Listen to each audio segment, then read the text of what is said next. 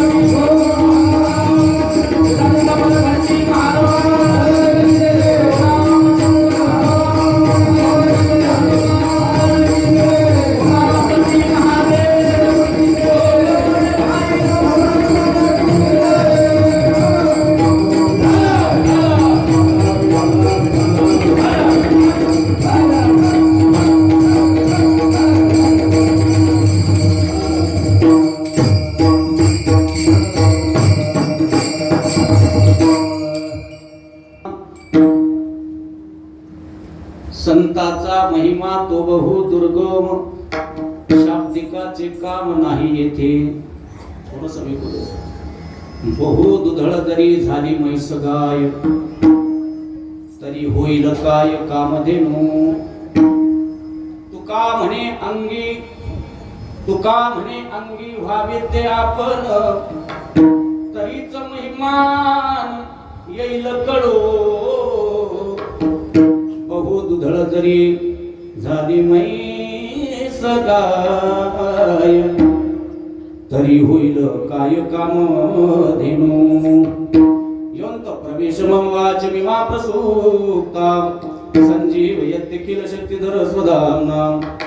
अन्यांश हस्तश्चरण श्रवणत्वगातिं, प्राणा नमो भगवते पुरुषाय स्तुभ्यं. केशव चरण सरोजं सांद्र नीला मुदाभं, जगनीत पानिं मंडनं मंडनानां तरुण कंधरं कंजनेत्रं सदा धवलहासं श्रीविठ्ठलं चिन्तयामि पांडुरंगाकरो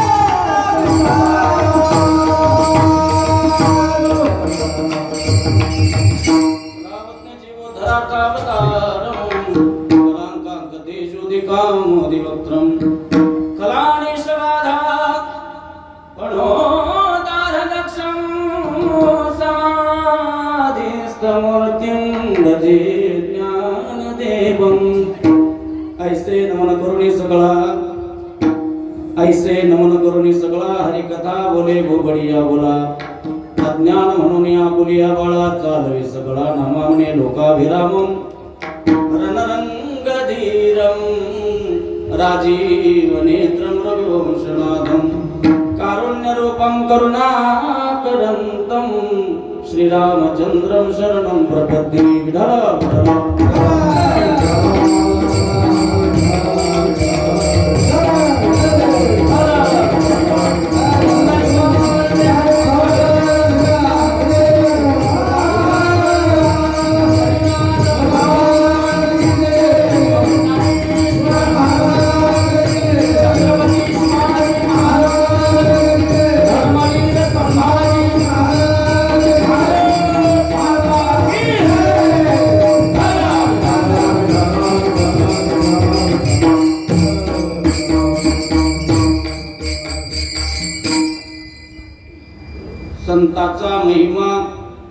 संताचा महिमा तो बहु दुर्गम शाब्दिकाचे काम नाही येते बहु दुधळ जरी झाली म्हैस गाय तरी होईल काय कामधेनू प्रस्तुत प्राप्त प्रसंगी कीर्तन रूपी सेवेकरिता निवडलेला आपण देऊचे सुप्रसिद्ध साधू जगद्वंदनीय महाराष्ट्र भूषण वारकरी संप्रदायाचे कळसस्थानी असणारे पंचमवेद निर्माते श्री जगद्गुरु तुकोबार यांचा असून 3 चरणाचा संतांचं महात्म्य वर्णन करत असताना शब्दातीत असणारं महात्म्य या ठिकाणी सांगतात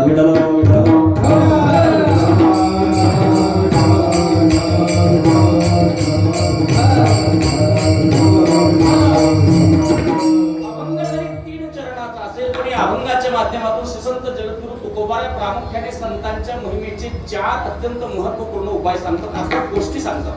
तुकोबा या अभंगाच्या माध्यमातून संत जगद्गुरु तुकोबा संतांच्या माध्यमातून बोलत असताना संतांचा महिमा खरं तर त्या महिमेचं दुर्गमत्व या ठिकाणी व्यक्त करतात. दुसरा मुद्दा असा आहे की संतांच्या महिमेचं शब्दातीत्व या ठिकाणी व्यक्त करतात. संतांच्या महिमेचं उपमाती तत्व व्यक्त करत असताना शेवटी सांगतात संतांच्या महिमेचं स्वानुभव तत्व या ठिकाणी व्यक्त करतात.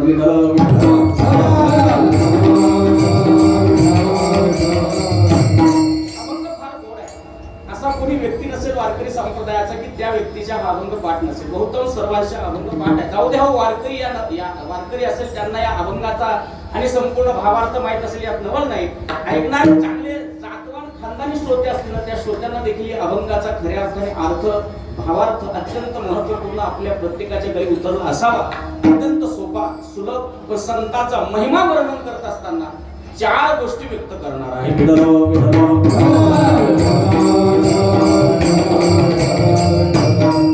बोलण्यापूर्वी थोडासा परिहार देणं हे वक्त्याचं आद्य कर्तव्य असतं. या ठिकाणी अखिल गुण निदान प्राण संजीवन जगदाधार भगवान पंढरीश पांडुरंग परमात्म्याच्या कृपा आशीर्वादाने तथा कैवल्य साम्राज्य चक्रवर्ती संत सम्राट माऊली ज्ञानोबाराय वैरागी राग रसिक जगद्गुरु तुकोबाराय अर्थात जेवढी काही वारकरी परंपरेतली गुरुवारी मंडळी आणि होऊन गेलेली आहेत त्या सर्व गुरुवारी मंडळींच्या पदस्पर्शाने पुनीत झालेली आपली तुकटावली नामक नगरीमध्ये प्रभू रामचंद्रांच्या या परम पावन सानिध्यामध्ये दरबारामध्ये होऊ घातलेला हा अखंड हरिनाम सप्ताह गेली अनेक वर्षापासून चालतोय. संपूर्ण गावकरी मंडळींच्या सहकार्यातून बरोबर आहे.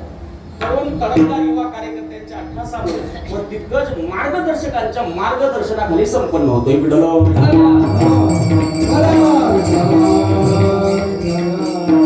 उत्सवाचं आगळं आणि वेगळं स्वरूप दरवर्षीच पाहायला मिळतं. हा उत्सव जसं साप दरवर्षी कात टाकतो त्या पद्धतीने हा महोत्सव दरवर्षी कात टाकण्यागत चकाकी प्राप्त होऊन हा महोत्सव दिवसेंदिवस बहुतांश एखादा व्यक्ती जसजसा त्याचा वाढदिवस वाढत जातो तसतसं त्याचं शरीर वृद्धापकाळामध्ये जातं.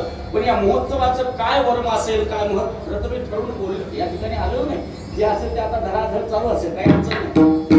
इथे शब्द लावायचे इथलं वर्णन करायचं ते नाही. पाठीमागे जो उभा आहे तो जे पूर्वेल ते आता चालणार आहे त्याची काही चिंता करायची गरज नाही. कारण जेवढे काही कीर्तनकार म्हणून या ठिकाणी येऊन गेले त्यांच्यावर तेवढ्या जबाबदाऱ्या नाही जेवढ्या माझ्यावर आहेत त्या.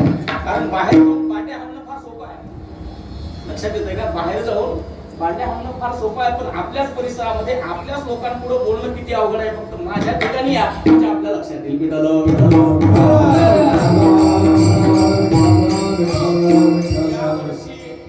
अत्यंत मनमोहक नयनरम्य वातावरणामध्ये हा सोहळा चालू आहे. या सोहळ्यामध्ये शिवपुराण कथा प्रवक्ता श्री हरिभक्त परायण गुरुदासी कुमारी परमेश्वरी दिदी परभरणे यांच्या अमृत अशा रसाळवाणीतून आपण शिवमहापुराण कथा या ठिकाणी श्रवण करत आहात. मला नवल एका गोष्टीचं असं वाटलं की अण्णांनी ज्या वेळेला मला फोन केला म्हणे महाराज एका बाईची आपल्याला कथा घ्यायची म्हणजे यावर्षी मी अण्णाला म्हणलं आतापर्यंत वारकरी संप्रदायाची परंपरा जोपासणारा हा आणि तुकटाबाई वासियातला जेवढा काही श्रोता वर्ग आहे त्यांना हे म्हणे महाराज काही अडचण नाही. खरं तर वारकरी संप्रदाय म्हणतो नारी की निंदा मत कर यार नारी रतन की खान जिस नारी से पैदा हुए शुभ भीष्म हनुमान जिच्या पोटी आपण जन्माला येतो तिला मात्र आदर करणं तिचं फार महत्वाचं आहे. मला मी थोडंसं 2 शब्द बोललो होतो पण त्यांनी सांगितलं महाराज खरं तर कथा केवढ्या मातंबर वक्त्याची घेतली तरी काही फरक पडणार नाही. कारण ऐकायला येणारा वर्ग फक्त मातृवर्ग जास्त संख्येने असल्यामुळे आम्हाला या ठिकाणी महिलाच कथाकार पाहिजे हा त्यांचा आठवडा. आणि खरं सांगू का या कथेचं सौजन्य म्हणजे जोर दिला होता तुम्ही सर्व महिला बचत गट तुकटाकडे वा अख्खं पाकिट काय किती ठरली आकडा मजबूत असलाय का. पण चला एकदा जोरदार टाळी होऊ द्या. अशी जर टोळी असतील ना एक काय हो आपण 5-5 लाखाचे वक्ते आणू काही चिंता करू नका. पण आपलं धर्म आहे एखादा वक्ता आणला तर त्याचा रस काढल्याशिवाय आपण सोडत नाही. बरोबर आहे. काल कोणाचं कीर्तन होतं महाराजाचा पूर्ण पिळलं बाप सोडलं नाही टाकलीकरांनी. जेवढं भांडवल असेल तेवढं वसूल करायचं मग महाराज या राम राम हे फार महत्त्वाचं चांगलं. जसं ह्या एकोपा वारकरी संप्रदायामध्ये संप्रदायाच्या परंपरेला साजेलसा हा एकोपा मला आनंदाने सांगतो मी. मला एवढा आनंद वाटला. आता हा गौण आहे का कोणाची कथा घ्यायची कोणाची नाही घ्यायची हा नंतरचा विषय. बोलणाऱ्यांनी आपल्या लेखी उभ्या केल्या बाकीच्यांचा काय विचार करायचा. बोलणाऱ्यांनी लेखी उभ्या केल्यात नाही. आता माझा विचार आहे घरचीला म्हणलं तू कीर्तन ऐकणं सुरुवात कर. पहिलं कीर्तन तुकटाकलेला घ्यायला लावायचं ना तुमचं काय तिच्या लक्षात आली ती कुठं बसली काय माहिती. तिच्या लक्षात आलं की जरा कौल कमी आहे. तिला म्हणलं अभ्यास करायला पाकिट नका देऊ फुकट करायला लावतो सुरुवातीला. किती काही चांगलं चिंतन बसवा टिपण बसवा त्याला काही किंमत राहिली नाही. फक्त महिला कीर्तनकार पाहिजे चांगली गोष्ट आहे चांगला आहे. कारण बहुसंख्येने पारमार्थिक क्षेत्रामध्ये सहभाग घेणारी मंडळी आपणच आहात. त्याच्यामुळे आपल्या जातीची मंडळी इथं बसवणं गरजेचं आहे. वोटिंगवर काम आहे. मग एवढं जर खास आहे आपल्याला तर आपली उपस्थिती वाढवा ना. काय म्हणणार तुमचं हो गंगाधर दादा? एवढी जर खास असेल तर आपली उपस्थिती वाढवा आणि मग म्हणायचं वोटिंग करा महाराज, महिला का पुरुष. मग कोणता विषय करू आपण आता विठाला.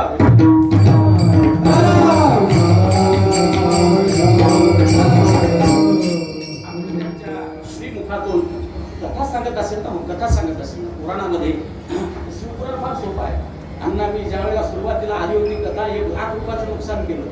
पण ज्या वेळेला सोपान काकाचं माझं बोलणं झालं काय म्हणते काही सोपं नाही महाराज, भागवतापेक्षा फार सोपा आहे. जोड्या गिड्या लावायची काहीच गरज नाही. सुताचा सोनकांचा संवाद तिथून पुढे चालू त्याचं विद्येश्वर संहिता काय असेल, पार्वती खंड, कुमार खंड, युद्ध खंड वगैरे वगैरे काय असेल ते बस, काही नवं नाही.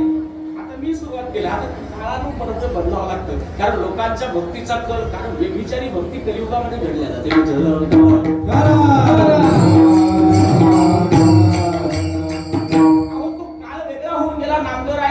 कटेवरी कर नाही ज्या देवाचे, न घेवी दयाचे दर्शन. हे नामदेवरायासारख्यांनीच म्हणावं, देवा ज्या देवाचे कमरेवर हात नसतील ना, त्या देवाचं मी दर्शन घेणार नाही. त्या खानदानीतले आपण नाही. आपण वेळेनुसार आपला देव बदलायला वेळ लागणार नाही. तसं आता कालानुसार आपला देव बदलतो, चांगली गोष्ट आहे. भगवान भोलेनाथांकडे जात आहे, आनंद आहे. इथून थोडस जर असं खाली संभाजीनगर आहे, तिथे सुळसुळाट वाढला गुलाबाचे फुलं घेऊन तिकडे न वळता आपण भगवान भोलेनाथांकडे वळता मला आनंद आहे त्या गोष्टीचा. मी इतर देवतांना काही तुच्छ समजत नाही. पण या त्रेतायुगामध्ये, आपल्या कलियुगामध्ये, पार त्रेतायुगापासून सत्ययुगापासून संपूर्ण चिंतन करत या अनादी कालापासून चालत आलेली देवतेंची जी परंपरा आहे ना, त्या परंपरेला आपण त्या ठिकाणी अनुसरून वागलं पाहिजे. त्याच्या व्यतिरिक्त कधी वाहवत जाऊ नये. आपल्या जीवनाचं बरं करावं असं वाटत असेल तर ही देवता आराध्य आहे आपली, आणि वारकरी संप्रदायाच्या आराध्य देवते भगवान भोलेनाथांना डोक्यावर बसवलेला असल्यामुळे त्याची कथा ऐकणं अत्यंत गरजेचं आहे. विठ्ठल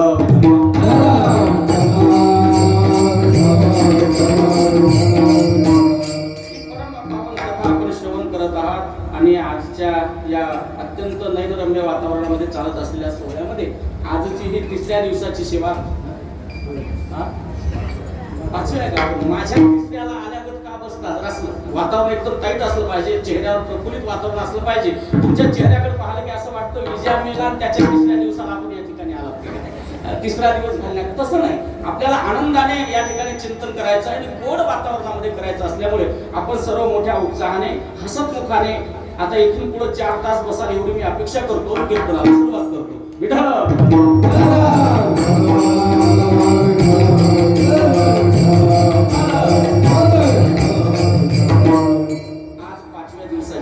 माहिती आहे ना, मला माहिती आहे 5व्या दिवसाची सेवा माझ्या वाट्याला आलेली आहे. दरवर्षी फोन येतो, आमच्या अण्णा सांगतात विजय महाराज 1 तारीख तुमची पाहिजे. आता मला कधी कधी लाज वाटते. मी काय फार मोठा सर्वज्ञ नाही, ब्रह्मज्ञानी नाही की बऱ्याच म्हणजे अभंग बदलावा, माझं चिंतन बदलावं एवढा काही विद्वान नाही. मलाच मनातून लाज वाटते, मलाच मनावर वाटतं अण्णा राहू द्या ना, यावर्षी कशाला घेतात. पण त्यांचा आग्रह चांगला असतो आणि तो आग्रह माझ्या भल्याचा असल्यामुळे घ्यायला काय अडचण नाही असं वाटतं. कारण सौजन्य चांगले लावलेत त्यांनी. त्या सौजन्याकडे कोण कधी कधी कीर्तनाला नकार द्या वाटत नाही. कारण यावर्षी जवळजवळ मला वाटतं 30 थैल्या टाकल्या होत्या ना. त्या भीतीला नावच दिलं बा, अण्णा भीती म्हणून. अण्णाच्याच नावावर भीती खपत होती ती सर्व. अण्णाने भीती दिली बा मला. आणि जवळजवळ 10 एकर मी ती टाकली. त्याच्यामुळे त्या भीतीने मला चांगला वातावरण किंवा चांगलं काय म्हणतात जिरवली म्हणलं तर काय एकट्याने कोणतं फवारले हो गंगाधर. वजन होतं 92 किलो. आजी बापा आरोग्य आली वाटते. काही वाजवा आरोग्य 7 दिवस कथा केली. किती जण आहे हो का? मला काही सर्व मंडळी, सर्व सावंग्याची मंडळी आहे, सर्व. आणि आजचे सौजन्य आमचे विठ्ठल बाबा आले, बॅग घेऊन आले. मला माहिती आहे आता काही अडचण नाही. बॅगेकडे पाहतो मी उड्या मारणार आता कायची गरज नाही. काय सांगत भीतीपासून तर असं भीती 30 थैल्या टाकल्या. मेहनत अशी केली अण्णा. एक दिवस लावले होते रोजगार. दिवसभरात 6 पंप टाकले बड्याने चालले गेले घरी. त्यामध्ये 500 रुपये वजन होतं होतं 92 किलो. म्हणून चला आता वजनही कमी होतं, खाल्लेला माल झडवायचा तरी कुठं, कारण झडवायचे दिवस तेच असतात. लय पंप टाकले पण प्रारब्धाच्या पुढे माणसाला जाता येत नाही. घाटा आला नाही बरं, तुमच्या चेहऱ्यावर नका उदासी सुटू द्या.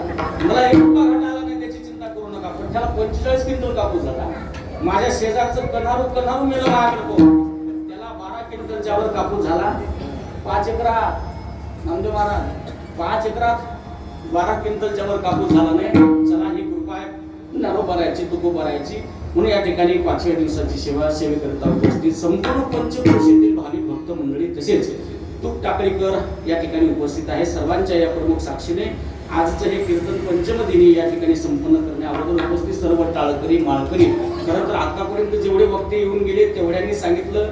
माझा परिचय कोणाशीच नसल्यामुळे मी काही फार नावं घेणार नाही. मला असं वाटतं मी नाव घेतल्यावर माझा टाइम भरपूर वाढतच जाईल आहे का. तसं आपलं काही अडचणच नाही. 2 शब्द सांगितले कीर्तन जय विठ्ठल, तसं नाही.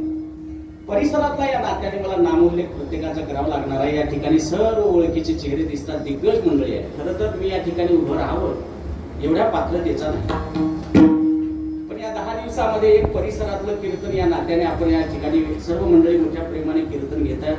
मलाही आनंद वाटतो, या गोष्टीचं कौतुक वाटतं की माझंही कौतुक करणारी काही मंडळी आहे. ह्या गोष्टीची ऊर्जा माझ्या अंतःकरणामध्ये निर्माण होते. तमाम महाराष्ट्रभर फिरत असताना आम्हाला सांगावं असं वाटतं, अरे आमच्यावर प्रेम करणारे लोक आहे.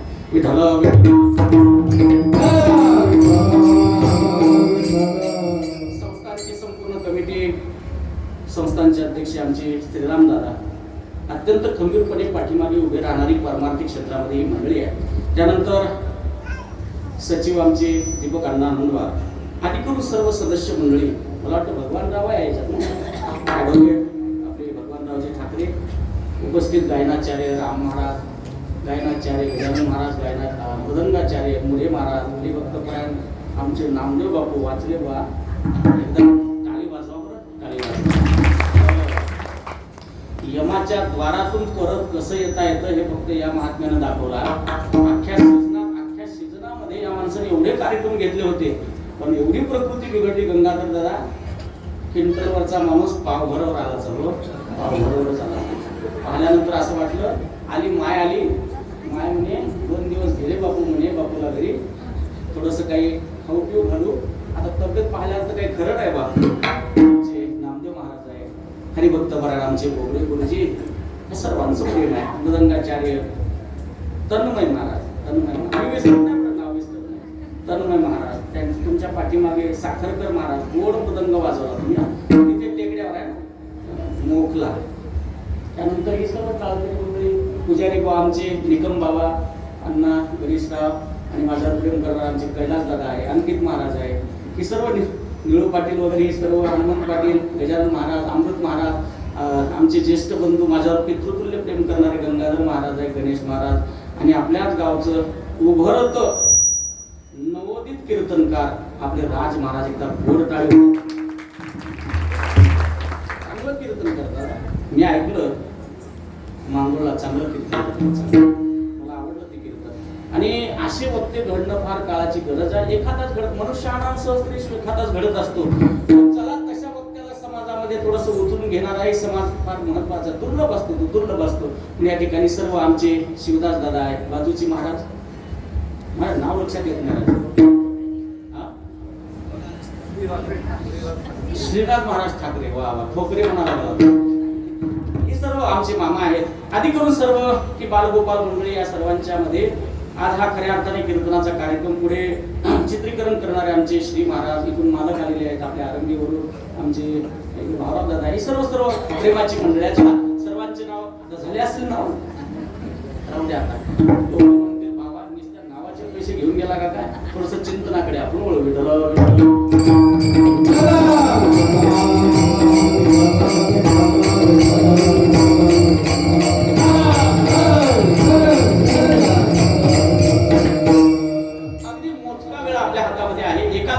आपल्याला संपूर्ण अभंगाचा सारांश पाहायचा आहे. तरी संस्थेच्या परंपरेनुसार अभंगातील प्रतिपाद्य विषय किंवा प्रस्तावनेपासून आपण सुरुवात करतो. अभंगाची प्रस्तावना, अभंगातील प्रतिपाद्य विषय, प्रस्तावना, उपक्रम, उपसंहारापर्यंत आपल्याला या ठिकाणी पोहोचायचं आहे. अभंग फार 3 चरणाचा अभंग आहे. वेळेनुसार आपल्याला पद्धतशीर पुरेल एवढं भांडवल आपल्याकडे आहे, त्याची काही चिंता करायची गरज नाही. अभंग गोड आहे, काही बदलू नका यातला आता, पद्धतशीर चाललंय. तर तुकोबाराय या अभंगाच्या माध्यमातून संतांचं महत्व प्रतिपादन करत असताना ते महत्व किती अवघड आहे ते अवघड सांगत असताना ते दुर्गम महत्व असल्यामुळे ते महत्व आपल्याला व्यतीत करता येत नाही, शब्दातीत असल्यामुळे त्या महत्वाकडे आपल्याला फारसं किंवा ज्ञानोत्तर दृष्टीने आपल्याला पाहता येणार नाही, एवढं अवघड आहे.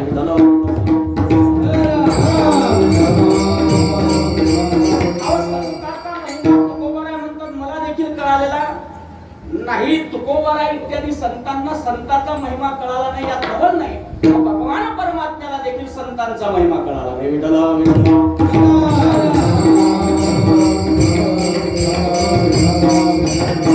भगवान परमात्म्याला देखील संतांचा महिमा समजला नाही यात नवल नाही. हो, भगवान परमात्म्याला का समजला नाही? कारण भगवान परमात्म्याचं कार्य वेगळं आणि संतांचं कार्य वेगळं. भगवान परमात्म्याचं कार्य हे संकुचित कार्य आहे, पण संतांचं कार्य हे व्यापकत्वाने या जगतामध्ये प्रसारित होत असल्यामुळे भगवान परमात्म्याचं ही चरित्र, भगवान परमात्म्याचं ही महत्व, भगवान परमात्म्याचं महात्म्य थोडकं वाटेल एवढं महात्म्य संतांचं या भूतलावर मोठं आहे.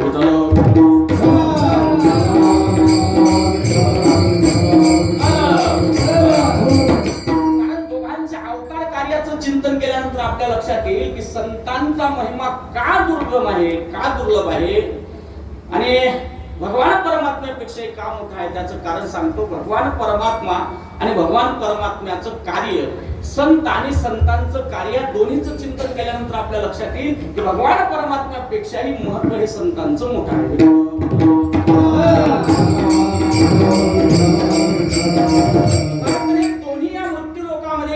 पाठीमागचं कारण पाहणं गरजेचं आहे, कारण जन्माला येण्याच्या पाठीमागच्या प्रयोजनामध्येच आपल्याला दोघांची महत्व या ठिकाणी व्यक्त करता येईल. भगवान परमात्मा भगवंत म्हणून ज्या वेळेला येतो ना, त्यावेळेला येत असताना तो भगवान परमात्मा काय काय काम करण्याकरता येतो याचंही चिंतन फार महत्वाचं आहे.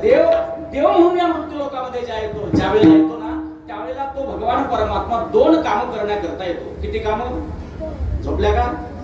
दोन काम करण्याकरता. बरं, भगवद्गीता वर्णन करत असताना यदा यदा हि धर्मस्य ग्लानिर्भवति भारत अभ्युत्थानम् अधर्मस्य तदात्मानं सृजाम्यहं परित्राणाय साधूनां विनाशाय च दुष्कृतां धर्म संस्थापनार्थाय संभवामि युगे युगे. तो भगवान परमात्मा भगवंत म्हणून ज्या वेळेला या मृत्यू लोकामध्ये येतो ना, त्यावेळेला दोन कामं करण्याकरता येतो. जगद्गुरु तुकोबाराय त्याचं मराठीमध्ये ट्रान्सलेशन करतात.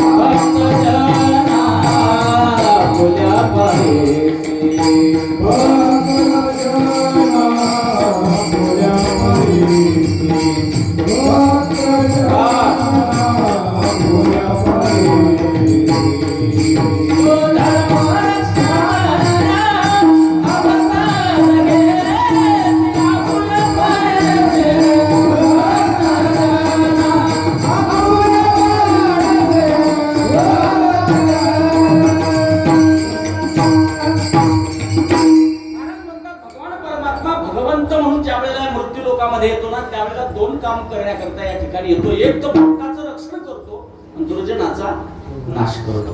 तो भगवान परमात्मा भगवंत म्हणून या मृत्यू लोकामध्ये ज्या वेळेला येतो ना त्यावेळेला दोनच काम करण्याकरता येतो. एक तर आला तर सज्जना करता येतो आणि आला तर तो दुर्जना करता येतो. म्हणजे भगवान परमात्मा आला तर दोघांकरताच येतात. आला तर तो सज्जना करता अन्यथा तो दुर्जना करता. मला तुम्हाला प्रश्न विचारायचा, आपण सज्जन का दुर्जन? बसलेल्या मंडळींना माझा प्रश्न आहे, आपण सज्जन का दुर्जन? माझ्या सकट बरं का, प्रत्येकाच्या अंतःकरणामध्ये हा प्रश्न उद्भवला पाहिजे. आपण सज्जन का दुर्जन? बरं, सज्जनाची दुर्जनाची मांडी घालतो. सज्जनाची दुर्जनाची मी व्याख्या सांगतो म्हणजे आपल्या लक्षात येईल, मग आपण उत्तर द्याल. आलं का लक्षात? आपण सज्जन का दुर्जन? सज्जन म्हणत असाल तर किमान भक्त प्रल्हादा एवढी सज्जनता आपल्याकडे असली पाहिजे. दुर्जन म्हणत असाल तर हिरण्यकश्यप एवढी दुर्जनता आपल्याकडे असली पाहिजे. सज्जन म्हणत असाल तर मारुती राय एवढी सज्जनता आपल्याकडे असली पाहिजे. दुर्जन म्हणत असाल तर रावणा एवढी तरी दुर्जनता असली पाहिजे. आपण रावण का मारुती राय? झोपले का? प्रश्न साधा आहे, मी काय फार लांबचा नाही, मला विचारायची गरज नाही. आपल्या गावात कसं जावं कसं काय करायची गरज नाही. मराठी भाषा सर्वांना ज्ञात आहे. मला तुम्हाला प्रश्न विचारायचा, आपण सज्जन का दुर्जन? नाही सांगताय? व्याख्या सांगितली ना मी. आपण दुर्जन म्हणत असाल तर रावणा एवढी तरी दुर्जनता आपल्याकडे असली पाहिजे. आणि सज्जन म्हणत असाल तर मारुती राय एवढी सज्जनता. आपण मारुती राय का रावण? म्हणजे सज्जन का दुर्जन? बोला ना. काहींच्या मनामध्ये आतून आवाज येत असेल, महाराज तुम्ही काय बोलता, आमच्या एवढे सज्जन आम्हीच आहोत. मान्य आहे. एखाद्याच्या अंतःकरणामध्ये हाही प्रश्न उद्भवला असेल की आम्ही सज्जन आहोत, पुढचं वाक्य बोलू का? खऱ्या सज्जनाने, खरं सज्जन जर असेल ना, तो खरा सज्जन कधी स्वतःला सज्जन म्हणून घेत, जर म्हणून घेत असेल तर त्याच्या एवढा नालायक तोच असेल. तुम्ही म्हणा कसं काय? कारण सज्जनता आणि दुर्जनता आपली त्या वेळेवर अवलंबून असते. समजा एखाद्याच्या मनात असेलच अजून असून की मी सज्जन आहे, मान्य आहे आपली सज्जनता, पण मी विचारतो आता त्या प्रश्नाचं उत्तर द्या. आपण सज्जन आहात ना, पण आपली सज्जनता आता दाखवा. मी तुम्हाला प्रश्न विचारतो, आपण रस्त्याने निघाला जात असताना आपल्या रस्त्यामध्ये दोन मूर्त्या आपल्याला सापडल्या, एक रावणाची दुसरी रामाची. कोणती मूर्ती उचलून घ्या तुम्ही? हा, मला माहित होतं तुम्ही सज्जन आहात. मूर्ती कोणती उचलून घ्याल? रामाची. समजा आता थोडं मूर्तीत बदल करतो, मान्य आहे तिथेच त्या दोन मूर्त्या आहेत, एक रामाची दुसरी रावणाची. पण आता रामाची मूर्ती दगडाची, रावणाची मूर्ती सोन्याची, कोणती घ्याल? आता आपली सज्जनता लक्षात आली. अरे सोनं म्हणलं की रावण आपल्याला चालतं, एवढी सज्जनता आपली प्रखड आहे. हा, एवढी सज्जनता मला माहिती आहे ना. अरे सोन्याचे भाव काय काय भाव आहे सोन्याचे? हो म्हणा, आम्हाला काही माहित नाही. आमचं कसं फुकटचं खाय त्याला स्वस्त महाग काय. दिवस उजेडला का आमच्या पंक्तीवर बाहेरच्या पंक्तीवर रट्टे राहतात, त्याच्यामुळे काय आम्हाला माहिती नाही. लोक विचारतात मला तेल काय केलं, हा काही घेणं देणं नाही आम्हाला, त्याचं काही घेणं देणं नाही. एकूण तिकून घरची जर भेवाडायला लागली तर आम्ही 2 मिनिटात कार करतो, तेवढी कला आहे आमच्याकडे. मान्य आमदार खासदार कीर्तनकार बायको दिसली की थंडागार, त्याच्या हातात वर्ण सापडलं नसावं म्हणून थंडागार आहे. विजय महाराजांकडे मला आता हे पाठीमध्ये गेलेला सण कोणता होता? आता गेलं ते हळदी कुंकवाचा कार्यक्रम होता का? संक्रांत. ती घरची म्हणे कसे करा, यावर्षी सीझन चांगलं मारलं. म्हणलं मग एखादा तोळा तरी घ्या म्हणे. तुला भाव माहितीये का काय भाव आहे? म्हणे नाही. मला तेवढ्या भावात दुसरी बायको करता येईल, त्याच्यामुळे त्या भानगडीत तू पडू नको. अरे सोनं म्हणल्यानंतर आपली भावना बदलली, आपली सज्जनता बदलली. आता प्रभू रामचंद्राची मूर्त ही दगडाची आहे, रावणाची मूर्त सोन्याची आहे. आपली सज्जनता बिघडली, आपल्या नियतीमध्ये खोट आला. आता मात्र रामाला हात जोडून म्हणतो, राम प्रभूला म्हणतो, देवा तात्पुरतं मला रावणाचा भक्त होऊ दे, सोन्याची मूर्ती उचलून घरी घेऊन जातो. आता मला सांगा, आपण सज्जनता दुर्जन? आता तर बोला. हा, आपण दुर्जनही नाही अक्का, आपण धड सज्जनही नाही, धड दुर्जनही नाही. आपण आहोत तरी कोण? आपण सज्जन दुर्जन मिश्रित जन आहोत. त्याच्यामुळे आपण सज्जनाच्याही रांगेमध्ये बसू शकत नाही, दुर्जनाच्याही कसोटीला आपण उतरू शकत नाही. आपण धड सज्जनही नाही, धड दुर्जनही नाही. देव आला कोणा करता? कधी कधी चिंतन करत चला. ज्याला देवदेव आपण म्हणतो ना, तो देव येतो तरी कोणा कोणा करता. आला तर तो सज्जना करता येतो आणि आला तर तो दुर्जना करता येतो. आणि आपली सज्जनता भक्त प्रल्हादा एवढी जोपर्यंत होत नाही तोपर्यंत तो आपला नाही, हे लक्षात ठेवा. आपली सज्जनता जोपर्यंत भक्त प्रल्हादा एवढी होत नाही, ध्रुवा एवढी होत नाही, तोपर्यंत आपल्याकरता तो भगवान परमात्मा आहे, हे लक्षात ठेवलं पाहिजे. आणि कुठपर्यंत आपली भक्ती असली पाहिजे? जोपर्यंत आपली अवस्था ध्रुवाच्या अवस्थेपर्यंत जाईल तोपर्यंत तो भगवान परमात्मा आपला नाही. म्हणजे भगवान परमात्मा आपला नाही म्हणजे कोणीच आपलं नाही का? काळजी करू नका. तो भगवान परमात्मा भगवंत म्हणून आला, दोन कामं केले, निघून गेला. निघून गेल्यानंतर त्याच्या लक्षात आला, अरे का हम तो भूल गए, अरे काही काम आम्हालाही करायचे होते. काय काम करायचे होते? भगवान परमात्मा विचार करतो, अरे सज्जनाचा उद्धार केला, दुर्जनाचा उद्धार केला, पण सज्जनाच्या दुर्जनाच्या मनामध्ये जन राहिलेत ना, काही लोक राहिले ना, मग त्यांचा उद्धार कसा करायचा? मग भगवान परमात्म्याच्या लक्षात आला, अरे आता आपल्याला सज्जनाच्या करता किंवा दुर्जना करता जन्म घ्यायचा नाही, आता आपल्याला जगाकरता जन्म घ्यायचा आहे. तो जन्म म्हणजे संतांचा आहे. कारण देवाच्या येण्याचे दोन कारण आहे आणि संत या ठिकाणी भूतलावर येत असताना त्याचे तीन कारण आणि महाराज प्रमाणाद्वारे सिद्ध करतात. कोणते तीन कारण? उद्धाराया जनार्दना,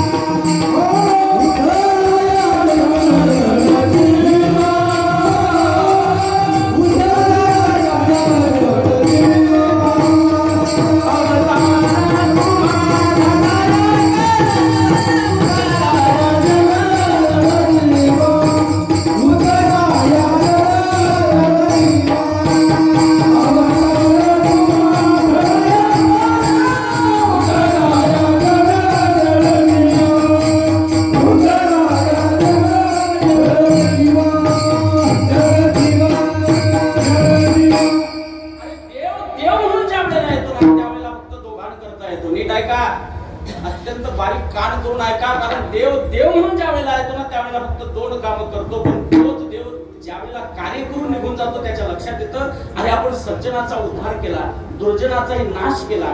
पण सज्जन आणि दुर्जनाच्या मध्ये जे लोक आहेत ना, जन आहेत ना, त्या जनाचा उद्धार आपल्याला करायचा आहे. म्हणून तोच भगवान परमात्मा संतांच्या रूपामध्ये या मृत्यू लोकामध्ये अवतीर्ण होतो. याचा अर्थ असा आहे, संत म्हणून ज्या वेळेला तो भगवान परमात्मा येतो ना त्यावेळेला येण्याच्या पाठीमागचे तीन कारण सांगितले. उद्धराया जन, जड आणि जीव. तीन गोष्टी करतात तोच भगवान परमात्मा या मृत्यू लोकामध्ये आणि संतांच्या रूपामध्ये येतो. आता या शब्दामध्ये या कारणामध्ये ना सज्जनाचा या ठिकाणी उल्लेख केला ना दुर्जनाचा उल्लेख केला. याच्यामध्ये उल्लेख फक्त तिघांचा केला. उद्धराया जन, उद्धराया जड, उद्धराया जीव. तीन लोकांचा उद्धार करण्याकरता तोच भगवान परमात्मा संतांच्या रूपामध्ये या मृत्यू लोकामध्ये अवतीर्ण झाला.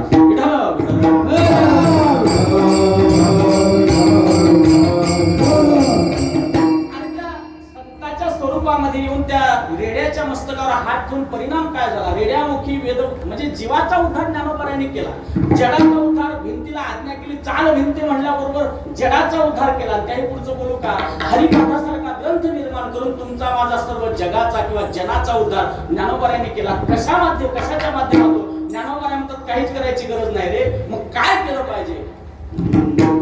हरिमुखे म्हणा, हरिमुखे म्हणा, हरिमुखे म्हणा, हरिमुखे म्हणा, हरिमुखे म्हणा, हरिमुखे म्हणा, हरिमुखे म्हणा, हरिमुखे म्हणा, हरिमुखे म्हणा, हरिमुखे म्हणा, हरिमुखे म्हणा, हरिमुखे म्हणा, हरिमुखे म्हणा, हरिमुखे म्हणा, हरिमुखे म्हणा, हरिमुखे म्हणा, हरिमुखे म्हणा.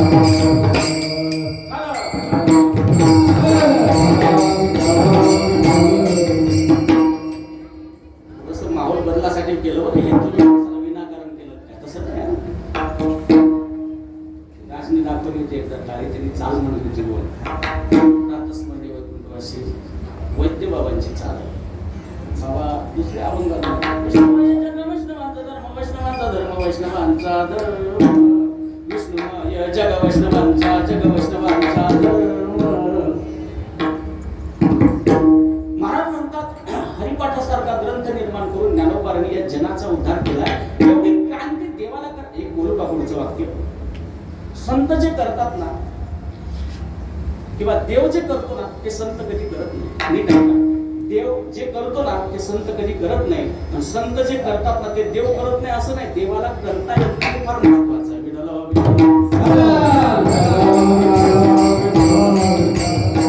अरे देव त्या दुष्टांचा नाश करतो, सज्जनाचं भक्ताचं रक्षण करतो. त्या पलीकडे तो देव काही करू शकत नाही. तो संत महात्मे देवाही पेक्षा पुढचं कार्य करतात. उद्धराया जन, उद्धराया जड, उद्धराया जीव. त्याही पुढचं बोलू का. यामध्ये संतांचं महत्व का मोठं आहे त्याचं कारण आहे. देव म्हणून ज्या वेळेला मृत्यू लोकांमध्ये येतो जगा करता येत नाही. तो देव फक्त एकट्या करता येतो. आजही तुम्ही विचार करा. कुरुक्षेत्रावर भगवद्गीता भगवान परमात्म्याने कोणाला सांगितली बोला. कुरुक्षेत्रावर भगवद्गीता भगवंताने कोणाला सांगितली. अर्जुना. एकट्याला का संपूर्ण पांडवाला. नाही, एकट्या अर्जुनाला ती भगवद्गीता सांगितली. पुढचं बोलतो नीट ऐका. भगवान परमात्मा ज्यावेळेला कुरुक्षेत्रावर भगवद्गीता सांगतो त्यावेळेला संपूर्ण पांडवाला नाही. जाऊ द्या, पांडव तर 5 होते ज्यात नवल नाही. पण भगवान परमात्म्याचे अत्यंत महत्वपूर्ण भक्त होते. त्यांचं नाव भीष्माचार्य. त्यांना तरी म्हणायला पाहिजे पितामह आपण या पांडवाचे जनित आद्य आहात, आराध्य आहात. परिणामतः मी आपल्याला भगवत नाही देवाने ते केलं नाही. भगवान परमात्म्याने भगवद्गीता सांगितली कुरुक्षेत्रावर एकट्या अर्जुना करता. पुढचं वाक्य बोलतो आणि एकट्यावर जो प्रेम करतो त्याला देव म्हणावं आणि जगावर जे प्रेम करतात त्यांना संत म्हणावं.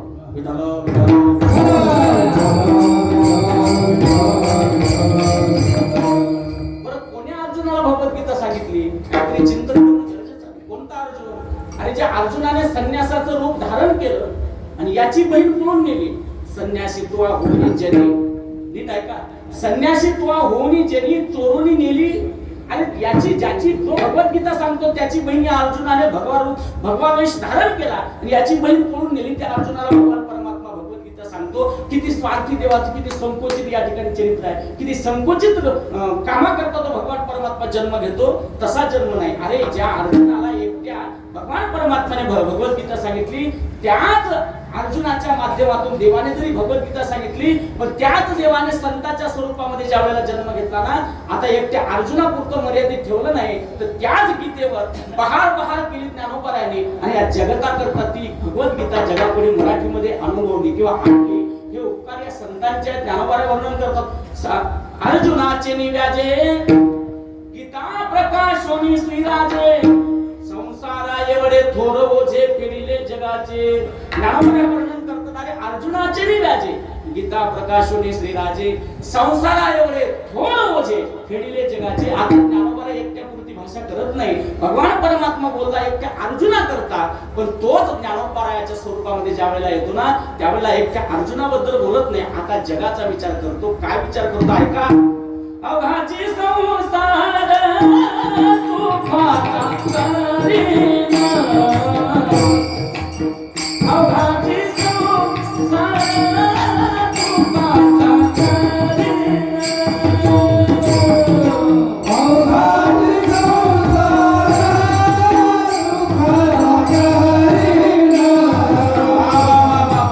अवघाची संसार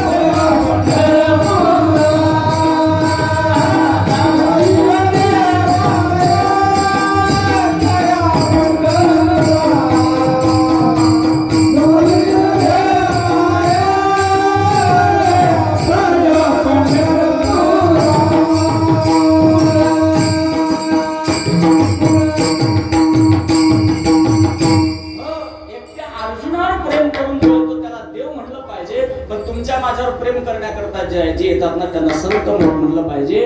अर्थात देवापेक्षा देवाचं काम हे मर्यादित आहे. देवाचा अवतार हा संकुचित अवतार म्हणलं तरी वावगं ठरणार नाही, पण तोच देव ज्या वेळेला संतांच्या स्वरूपामध्ये येतो ना त्यावेळेला मात्र एकट्यापुरती भाषा करत नाही. अर्जुनाचे व्याजे गीता प्रकाशुनी श्रीराजे संसारा एवढे थोर जे फेडिले जगाचे. संत महात्मे बोलत असताना जगाच्या बाबतीत बोलत असतात. अर्थात एकट्या करता शब्द कधी खर्च करत नाही, बोलण्यामध्ये त्यांच्या जगाचा विचार असतो, म्हणून त्यांना संत म्हणावं. अर्थात देवाच्याही कार्यापेक्षा किंवा देवाच्याही महानतेपेक्षा संतांचं महात्म्य मोठं असतं. अभंगाचं पहिलं चरण. संताचा महिमा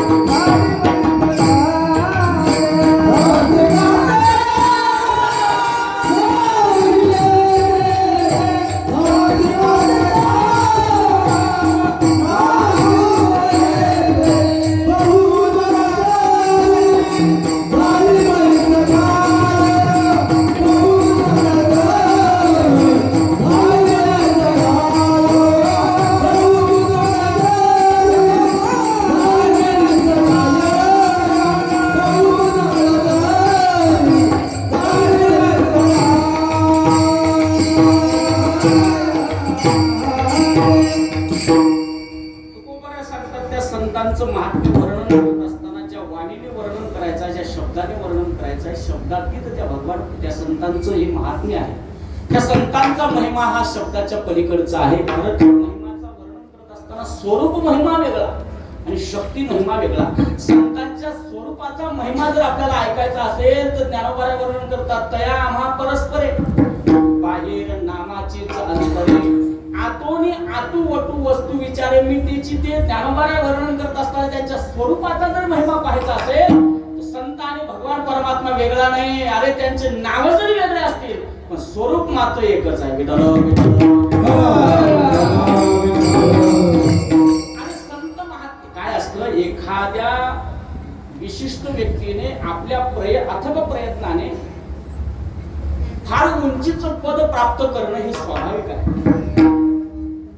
पण एवढ्या मोठ्या उंचीचं पद प्राप्त केलेल्या माणसाने सामान्य जीवन जगणं फार अवघड आहे. पुढचं वाक्य बोलतो, संत महात्म्याची भूमिका त्याच पद्धतीने आहे. अरे स्वरूप भगवान परमात्म्याचा स्वरूप महिमा आपल्याला वर्णन करायचा ना, त्या भगवान परमात्म्याचं स्वरूप असणारे जरी आपल्याला माणसासारखे दिसतील पण महाराज म्हणतात संत नव्हती जगा माणसासारखे नाही, तो त्यांच्या स्वरूपाचं जर वर्णन करायचं असेल, त्यांच्या स्वरूपाचा महिमा पाहायचा असेल तर महाराज म्हणतात, अरे तुम्ही महिमा महिमा म्हणजे काय? महिमा जर तुम्हाला पाहायचा असेल ना तर त्या भगवान परमात्म्याचाच अंश असणारे संत महात्म्य आहे. अरे तुकोबारा म्हणजे कोण आहे? मूर्तिमंत परब्रह्म अवतरण्याकरता या भूतलावर अवतीर्ण आले म्हणजे ते तुकोबारा आहे. तुकिता तुलनेशी ब्रह्म तुकासी आले. आणि तुकोबाराच्या रूपाने या ठिकाणी मृत्यूलोकामध्ये ब्रह्म साक्षात या ठिकाणी अवतीर्ण झालं. याचा अर्थ असा आहे, स्वरूप महिमा जर वर्णन करत असाल तर ज्ञानोबा म्हणतात, तया आमा परस्परे बाहेर नामाची आतुवटू वस्तू विचार. आणि त्यांचा महिमा वर्णन करावं तरी किती? अहो संतांचा महिमा वर्णन करावं यात नवल नाही. पुढचं वाक्य बोलतो, संत ज्या क्षेत्रामध्ये राहतात त्या क्षेत्राचा महिमा वेगळा. संत ज्या क्षेत्रामध्ये राहतात तिथे वसणारी जी गंगा असते ना त्या तीर्थाचं महात्म्य वेगळं. संत महात्म्याच्या पायाचा महिमा वेगळा. संत महात्म्याच्या पायाच्या रजकणाचा महिमा वेगळा. जाऊ द्या, संताच्या गावामध्ये वसणाऱ्या वृक्षांचा महिमा वेगळा. त्याही पुढचं बोलतो, संतांच्या ग्रंथाचा महिमा वेगळा.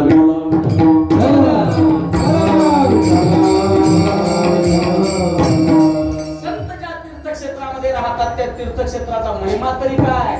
प्रत्यक्ष भगवान परमात्म्याने वर्णन करावा. भगवान परमात्मा सांगतात, अरे पंढरीहुनी शोभे जनाचे हरावया बापे कलिकाळ कोपलिया कोपे नचले अलंकापुरासे. संत ज्या क्षेत्रामध्ये राहतात ना त्या क्षेत्राचं महात्म्य वर्णन करत असताना भगवान परमात्मा सांगतात, अरे संत ज्या क्षेत्रामध्ये राहतात ना त्या क्षेत्राची महती किती मोठी आहे. पंढरीहुनी सोपे. पंढरी कोणाचं गाव आहे? देवाचं गाव आहे. पण देवाच्याही क्षेत्राच्या पेक्षा आणि संतांच्या क्षेत्राचा महिमा मोठा आहे. काय काय वर्णन केलं भगवान परमात्मा? भगवान परमात्मा सांगतात, अरे पंढरीहुनी सोपे जनाचे हरावया पापे कलिकाळ कोपरिया कोपे नचले अलंकापुरासी. अरे काळ जरी धावून आला ना तरी देखील त्या काळाला आपल्यावर घाला घालता येणार नाही असं त्या तीर्थक्षेत्राचं महात्म्य.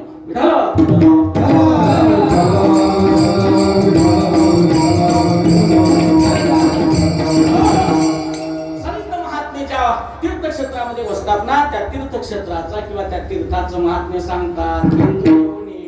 इंद्रयोनी भूमिसी याग संपादिले अवर्णेसी इंद्रायणी इंदोरेसी पंचक्रोशी यापासून ज्ञानोबा हे संपूर्ण देवाच्या एकाच अभंगामध्ये एवढे पुरावे पाहायला मिळतात. आणि जर त्या तीर्थक्षेत्राचा आपण यात्रा केली तर काय होईल? जो करील याची यात्रा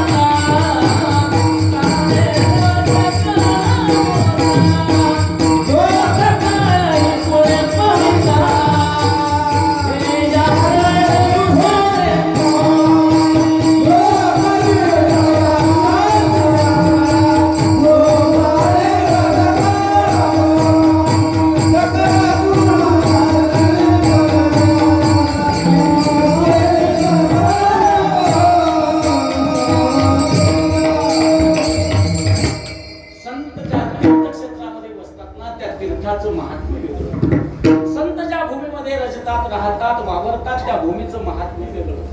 नाही संतांच्या त्या आणि भूमीची यात्रा करणाऱ्याला काय प्राप्त होतं हे सगळ्या गोष्टी वर्णन करत असताना त्याही पुढचं बोलतो, संतांच्या पायाचा महिमा वेगळा. आपण सर्व वारकरी मंडळी आहात, मला ज्ञात आहे चाकोरीबद्दल ज्यावेळेला आपण बोलतो ना त्यावेळेला प्रमाणाची रांग आपल्या नजरेपुढे लागली पाहिजे. संतांच्या पायाचं महात्म्य वर्णन करत असताना महाराज सांगतात, दुःखाने जर्जरित झालेल्या जीवांना जर सुख पाहिजे असेल तर संतांचे जाऊन पाय धरा. परिणाम काय?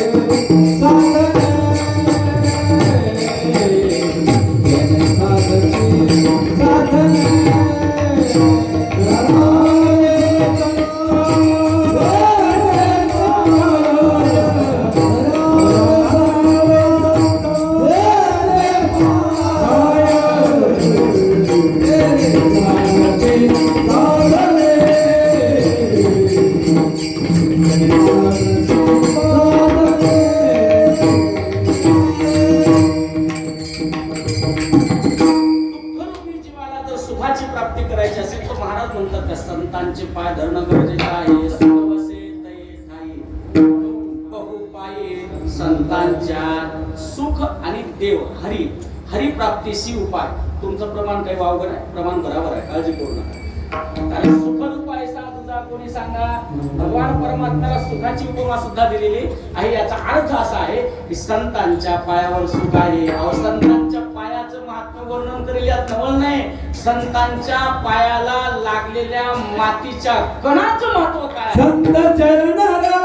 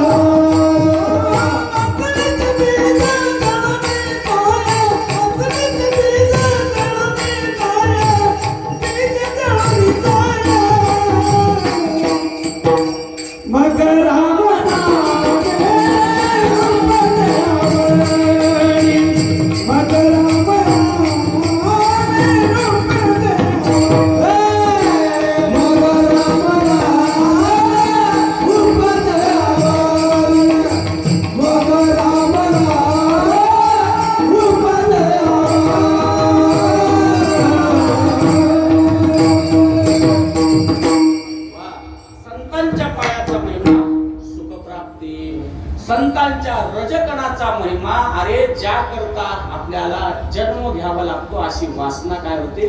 संत चरण रज लागता सहज वासनेचे बीज जळून जाते. त्याही पुढचं बोलतो संतांच्या नामाचा महिमा काय आहे. थांबा म्हणून का तो भरपूर प्रमाण आहे. तुकाराम नाम घेता कामयम. एक महत्वाचं प्रमाण आहे. कारण अनिष्ठाची निवृत्ती आणि इष्टाची प्राप्ती होणारे प्रमाण फार महत्वाचं आहे.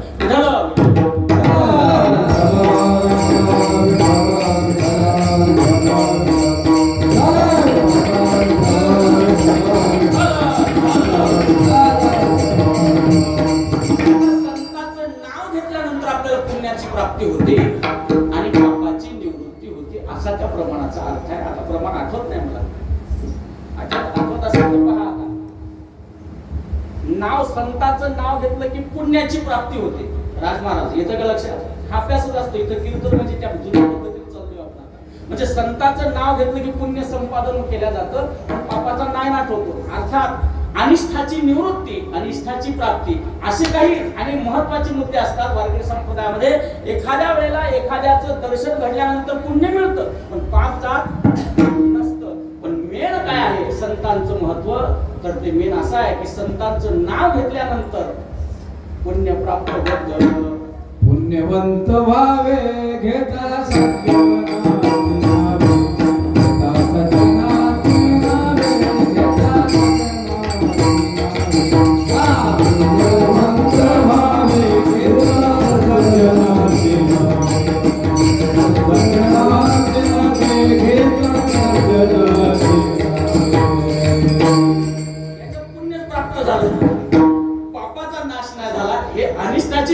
निष्ठाची प्राप्ती करण्यात आठवेल ते प्रमाण नंतर आठवेल. अर्थात संतांच्या नामाचा महिमा आहे. ज्ञानदेव म्हणतात माया गेली समूळ संत महिमा वर्णू किती. आता पुढचा आता हा शक्ती महिमा वर्णन केलेला आहे. स्वरूप महिमा आपण पाहला. आता मात्र संतांच्या नामाचा महिमा बघा तुम्ही. माझं लक्षच नाही तुमच्याकडे. आमच्यातच चालू आहे आता काय आहे ते. एक प्रमाण जसं आठवेल त्याच्याकडे. अर्थात संतांचा महिमा फार मोठा आहे. महाराज म्हणतात किती मोठा आहे, किती मोठा आहे. वर्णन केवढ्या करण्या एवढा मोठा आहे का? महाराजांनी स्पष्ट सांगितलं शाब्दिकाचे काम.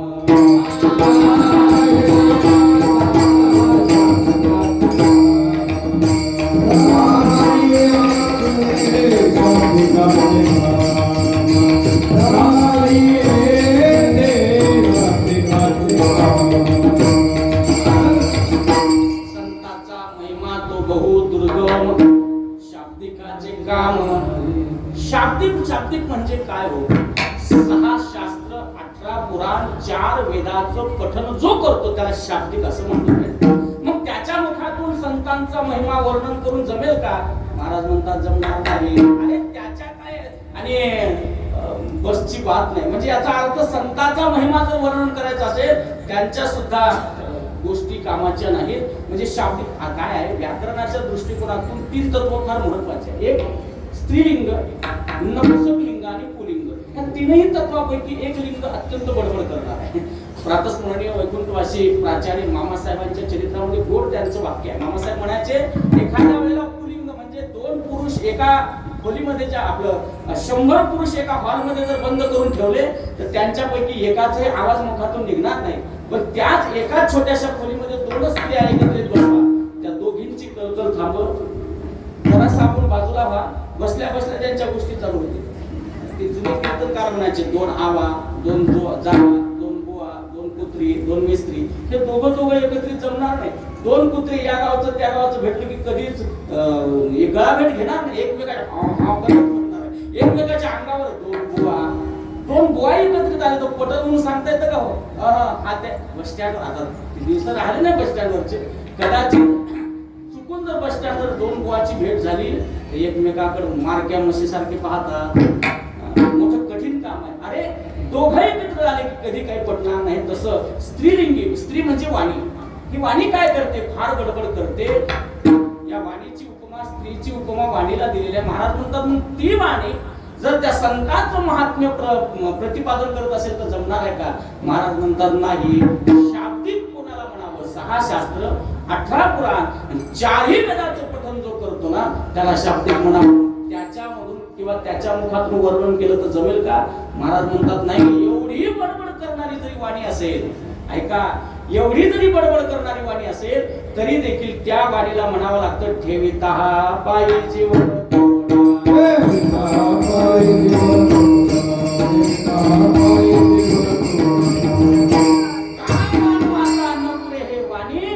पुढे काय? महाराज म्हणतात या वाणीने संतांचं महात्म्य कथन करता येणार नाही. कारण आहे त्याचं त्या शब्दाच्या पलीकडे आहे. म्हणजे शब्दातीत तत्व आहे. याचा अर्थ असा आहे संतांचा महिमा शब्दाने कथन करता येणार नाही. महाराज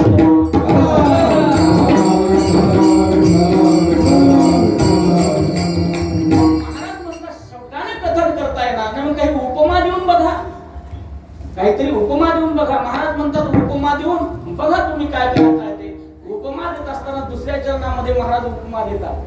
हो बहुदूध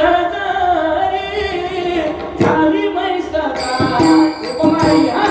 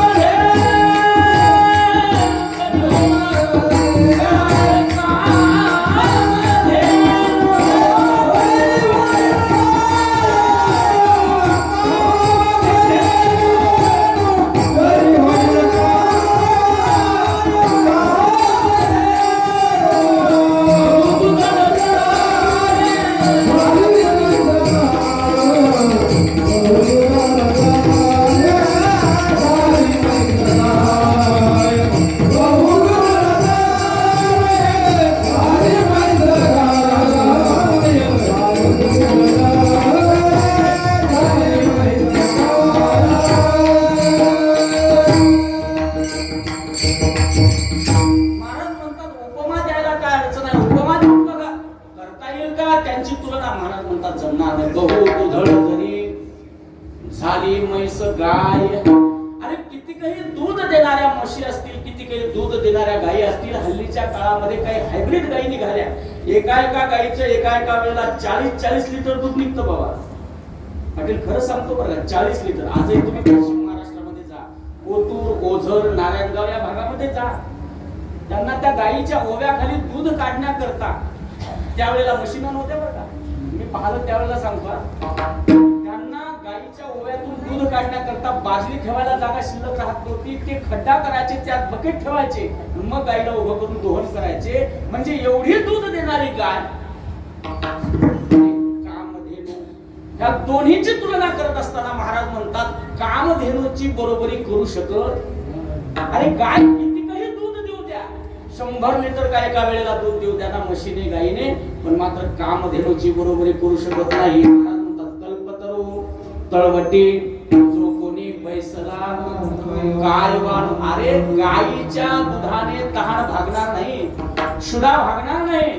त्याच्या करता आपल्याला संतांच्या मुखातून निघालेल्या वाङ्मय रूपी अमृताचं पान करावं लागेल, तेव्हा आपल्याला आपली तृषा भागवता येईल. तसं संतांचं महत्व प्रतिपादन करत असताना महाराज म्हणतात बहु दुधळ जरी झाली म्हैस गाय तरी होईल काय कामधेनू. उपमातीत तत्व असल्यामुळे संतांचं वर्णन करत असताना आपल्याला गायीचा म्हशीचा दृष्टांत देऊन भागणार नाही. मग त्यांचं वर्णन करताच येणार नाही का? महाराज म्हणतात करता येत ना, पण तू का म्हणे अंगी व्हावे ते आपण तरीच महिमा न येईल कळो. प्रत्यक्ष संतांचं वर्णन करण्याकरता संत व्हावं लागेल, तेव्हा कुठं आपल्याला त्यांचं वर्णन करता येईल. विठोबा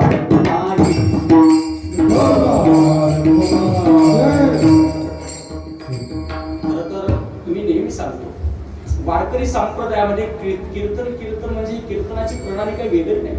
मी बोलावं तुम्ही ऐकावं याला कीर्तन म्हणत, बोला ना याला कीर्तन म्हणत नाही. मग कीर्तन म्हणजे काय? अरे नारदीय कीर्तन वेगळं, शाक्त कीर्तन वेगळं, शैव कीर्तन वेगळं, गाणपत्य कीर्तन वेगळं, वैष्णव कीर्तन वेगळं.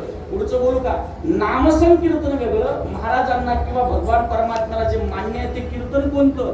ते नामसंकीर्तन साधन पैसोपी. मी बोलावं आपण ऐकावं याला खऱ्या अर्थाने कीर्तन म्हणत नाही. मायबाप मोठ्या प्रेमाने त्या भगवान परमात्म्याचं नाव मुखावरून आपल्या आलं पाहिजे, हे फार महत्वाचं कीर्तन आहे. मग सर्वांना विनंती आहे मोठ्या प्रेमाने हात वर ना. मुलं 4 दिवसात झाले असं मोकळ्या कोणाचा आहे बरं?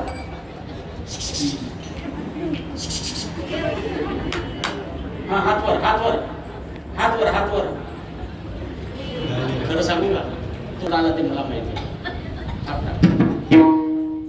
ओ हे तरी नाही कळलं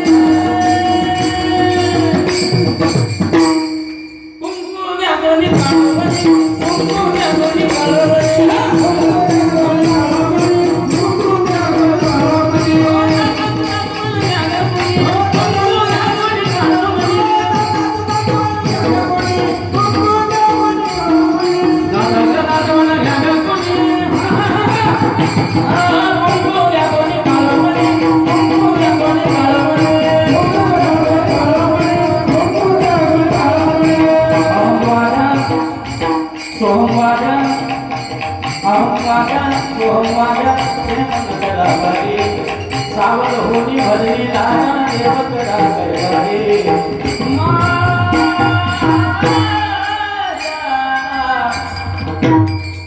तुम्ही म्हणाले ना हात वर करायला लावले याच सुरू केलं त्याच्या आवडीचं आहे म्हणून गायलं सगळं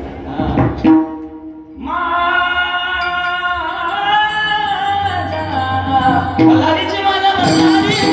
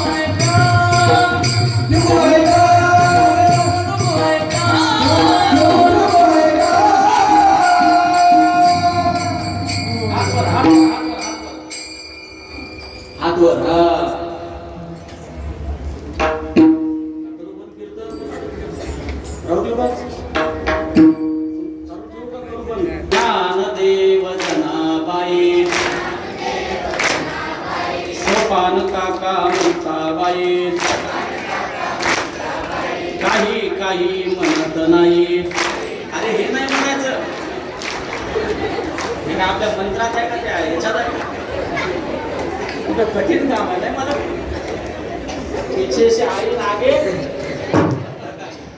त्यांना सांगा तसं चाललंय पाठीमागं तसं करू नका मेंढरासारखं काम करायचं नाही हा आमच्या गावाचं नाव जरी मेंढी असं पण आम्ही चांगले आहोत हे फार महत्वाचं आहे करा करा मोठ्या प्रेमाने हात वर करा वा वा वा करा ना तुले हरी का नाम विठ्ठल पांडुरंग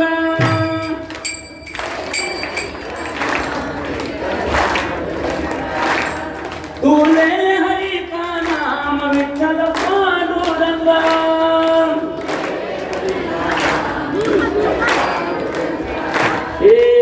पांडुरंगा पांडुरंगा पांडुरंगा पांडुरंगा पांडुरंगा पांडुरंगा पांडुरंगा आवाज पांडुरंगा पांडुरंगा पांडुरंगा पांडुरंगा वा वा वा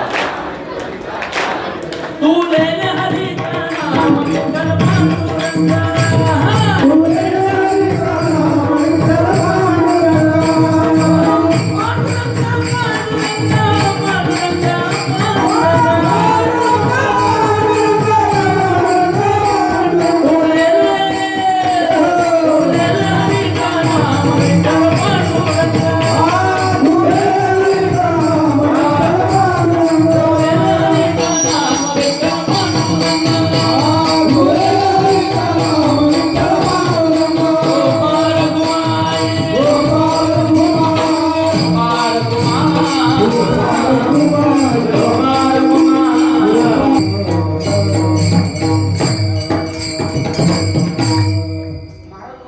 संतांचा महिमा किती अवघड आहे तर तो महिमा किती महान आहे तो शब्दातीत असल्यामुळे आता मात्र शाब्दिकाचे काम उपमा देऊन बघितली बहु दुधळ जरी झाली म्हैस काय तरी होईल काय काम धेनू मग वर्णन करताच येत नाही का महाराज म्हणतात वर्णन करता येतो पण वर्णन करण्याकरता आता मात्र ज्यांचं वर्णन करायचं आहे त्यांच्या अधिकाराला प्राप्त झाल्याशिवाय वर्णन करता येत नाही तुका म्हणे अंगी व्हावी ते आपण तरीच महिमान येईल कळू संतांचं वर्णन करण्याकरता माणसाला संतच व्हावं लागणार आहे अरे सामान्य व्यवहारामध्ये जर आपल्याला वर्णन करायचं असेल तर एखाद्या ज्ञानाचं वर्णन अज्ञानाने करून जमणार नाही ज्ञानाचं वर्णन करण्याकरता ज्ञानी असणं गरजेचं आहे मल्लाचं वर्णन करण्याकरता मल्ल होणं गरजेचं आहे गायकाचं वर्णन करण्याकरता गायक होणं गरजेचं आहे वादकाचं वर्णन करण्याकरता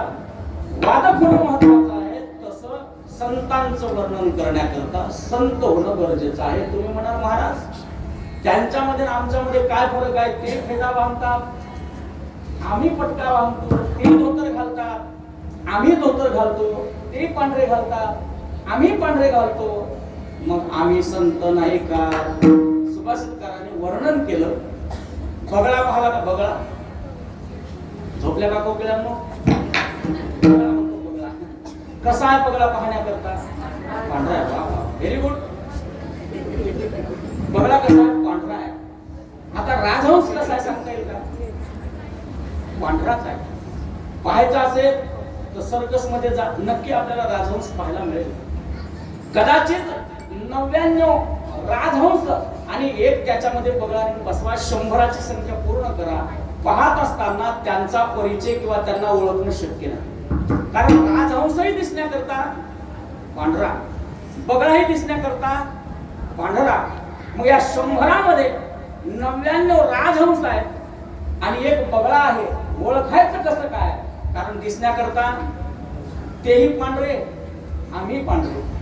आमचे धोतर पांढरं, आमचं धोतर पांढरं, मग आम्ही संत नाही का? महाराज म्हणतात संतांची व्याख्या वेगळी आहे रे. राजहंस वेगळे, संत वेगळे, बगळा वेगळा. संत म्हणजे राजहंस आहेत, तुमच्या माझ्यासारखे बगळे आहेत. पण महाराज म्हणतात बगळ्यांनी राजहंसाची बरोबरी करण्याच्या भानगडीत पडायचं नाही. कारण आहे, ज्या वेळेला कसोटीला त्यांना उतरावं लागतं ना, नीट ऐका, ज्या वेळेला कसोटीला त्यांना उतरावं लागतं ना, त्यावेळेला मात्र बगळा बगळा दिसतो, राजहंस राजहंस दिसतो. सुभाषितकार वर्णन करतात. हंसस्वेदो बकस्वेदो को हंसो बको बकहा. हंसस्वेदो, स्वेद म्हणजे पांढरा. हंसस्वेदो बकस्वेदो को हंसो बको बकहा. शीर नीर विभागेन हंसो हंसो बको बकहा. शास्त्रकार वर्णन करतात, ज्या वेळेला राजहंसाची आणि बगळ्याची जर आपल्याला परीक्षण करायचं असेल तर बादली भर दूध आणून ठेवा त्या ठिकाणी. म्हणजे पाणी मिश्रित दूध ज्या वेळेला बादली भरून तुम्ही आणाल ना, त्यावेळेला दोघांचं परीक्षण केल्या जाईल. अरे जो पाण्यासह दूध पितो त्याला बगळा म्हणलं पाहिजे, जो पाण्यातून दूध वेगळं करतो त्याला राजहंस म्हणलं पाहिजे. वारकरी संप्रदायामध्ये बगळ्याच्या जातींची काही कमतरता नाही. पाहण्याकरता पांढरे दिसत असतील पण ते राजहंस नसतील. मायबाप विचार करून कधी कधी विश्वास ठेवला पाहिजे. संतांचे लक्षण वेगळे, बगळ्याचे लक्षण वेगळे आणि राजहंसाचे लक्षण वेगळे. सुभाषितकार सांगतात कधी कधी त्यांना ओळखण्याकरता कसोटी लावावी लागते. शीर नीर, शीर म्हणजे दूध, नीर म्हणजे पाणी. पाणी आणि दूध एकत्रित केल्यानंतर पाण्यासह जो दूध पितो त्याला बगळा म्हणावं, पाण्यातून दूध वेगळं करतो त्याला राजहंस म्हणावं. तसं या वारकरी संप्रदायामध्ये राजहंस पदावर आरूढ असणारी संत महात्मे काही वेगळे आहेत. त्यांचं वर्णन करण्याकरता स्वतः राजहंस होणं गरजेचं आहे.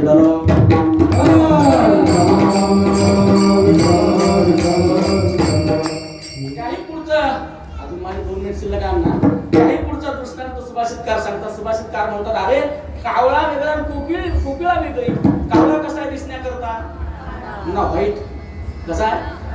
पांढरा, माझ्यासारखा आहे का ना? काळा. कावळा कसा आहे? काळा. कोकिळा कशी आहे?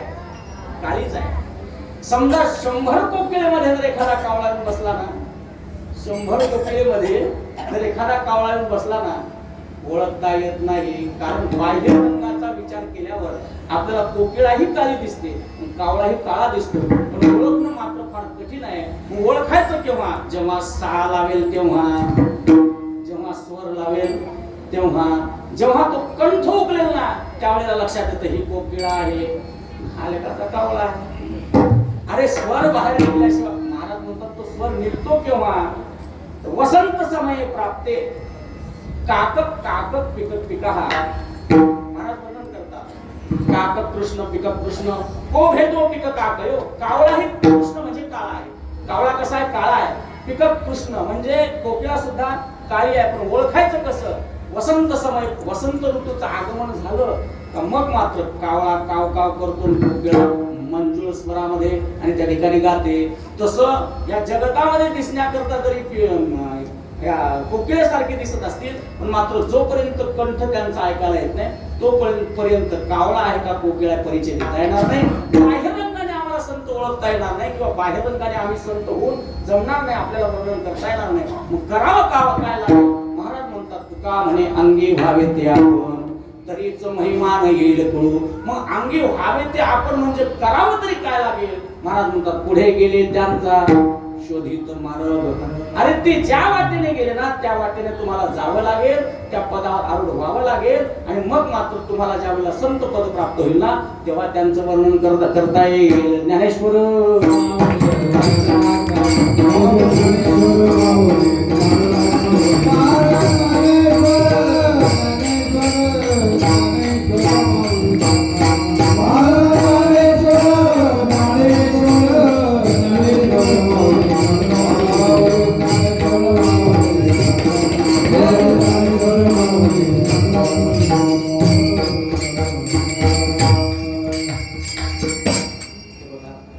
आपल्याला काही संत पदावर जाता येणं शक्य नाही, पण महाराज म्हणतात कदाचित नाही आपल्याला संत होता आला हरकत नाही, नाही आपल्याला हरीचे दास होता आला हरकत नाही. हरीच्या दासाचे जरी दास झालो ना तरी देखील आपण त्या परमार्थामध्ये यशस्वी झालो अशी भावना या ठिकाणी व्यक्त करेल. तसं वारकरी संप्रदायामध्ये आपल्याला आपल्या जीवनाचं कल्याण करायचं असेल तर संतांच्या पोटाला धरून चालणं गरजेचं आहे. नाही संत झालो अरे संत होणं अवघड आहे, कारण संत होण्याकरता फार मोठी कसोटी द्यावी लागते. संत होण्याकरता उसाने मार खावा लागतो. पुढे आहे का? संत होण्याकरता लोकांनी मुंबाजी वाणी काठीने मारलं, काठीने मार खावा लागतो. खरं सांगायचं छातीवर हात देऊन गंगाधर दादा भर चौकामध्ये एखाद्याने तुमच्या अंगावरून काठी घालावी सहन करता येईल का? ते संतांचं अंत कर. मी पाठीमागे इंग्रजच्या कीर्तनामध्ये बोललो, संत होणं काय सोपं नाही. त्या जगाचे आघात सहन करावं लागतात. मायबाप ज्ञानोबा इत्यादी भावंडांचा जो छळ झाला ना तेवढा वनवास आपल्या जीवनामध्ये होऊ शकत नाही आणि तो होऊही नाही. कारण संत त्यांना म्हणावं जे समाजाचं जे काही येत असेल अंगावर ते सहन करतात. सहन करणे या शब्दाला आकार जर दिला तर फक्त संत हा त्या ठिकाणी आकार उरेल, त्याच्याकडे काही नाही. संत संत आता त्या संतांचे तोंड वर यायला लागले. ते पावसाळा आल्यानंतर आभाळ गरजलं की काय निघत असतं हा ना, तो एक पदार्थ निघतो बाहेर, काय म्हणतात त्याला? हा थांब रे, तुझ्यापेक्षा जास्त वयाचे वस्तू त्यांचा थांब जरा, काय म्हणतात त्याला? टेपुळ्यासारखे उठू आले संत. काय म्हणतात नामदेव महाराज पुसत झाला? जाऊ द्या, टेपुळ हा. तर त्याला त्या पद्धतीने गरजलं की उर्दू येतात त्या तसे संत काही कामाचे नाही. महाराज म्हणतात ते सिजनेबल संत आहे, त्यांना त्यांचा मठ बांधेपर्यंत ते संत झाले, त्यांना त्यांचं ऐश्वर मिळवेपर्यंत ते संत झाले. हे सिजनेबल संत गरजून सांगणारे लोक आहे. संत संत तरी कोणाला म्हणावं? जे जगाला चांगला विचार देतात, जगाचे आघात सहन करतात ते संत. त्याही पुढची व्याख्या सांगतो.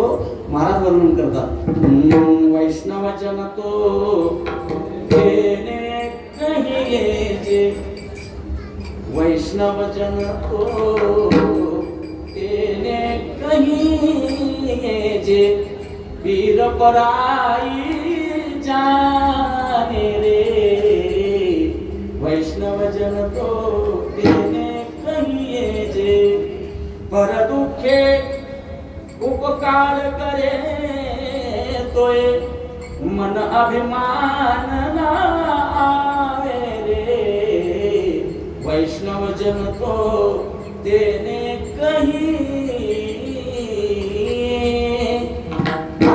खरा वैष्णव त्याला म्हणावं मृदू सवाय नवनीत तैसे सज्जनाचे चित्त. तेवढं सहज आपण करू शकत नाही, म्हणून त्या संतांचं वर्णन करणं फार मोठा अवघड आहे. तुकोबाला सांगतात तुका म्हणे अंगी ते आपण तरीच महिमान येईल कळू झालेली सेवा. प्रभू रामचंद्रांच्या चरणावर समर्पित करण्या अगोदर सर्व उपस्थित मायबाप श्रोतृ वर्गांच्या चरणारविंदी ही सेवा रुजू करतो. उपस्थित टाळकरी माळकरी आबालवृद्ध सर्वांच्या चरणी सेवा रुजू करतो आणि प्रामुख्याने या संस्थांचा कारभार सांभाळणारी सर्व ट्रस्टी मंडळी अध्यक्ष उपाध्यक्ष सचिव सर्वांच्या चरणारविंदी ही सेवा रुजू करतो आणि या ठिकाणी वाणीला पूर्ण विराम देतो.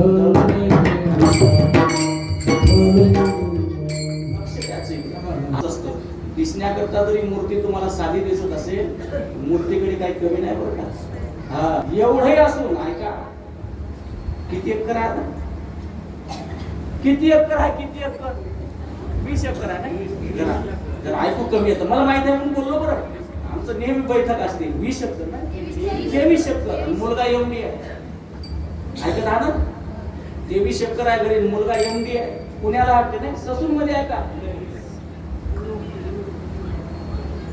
पुण्यात वायसीएमला राहते हा वायसीएमला हा MD आहे. काही कमी नाही, काहीच कमी नाही.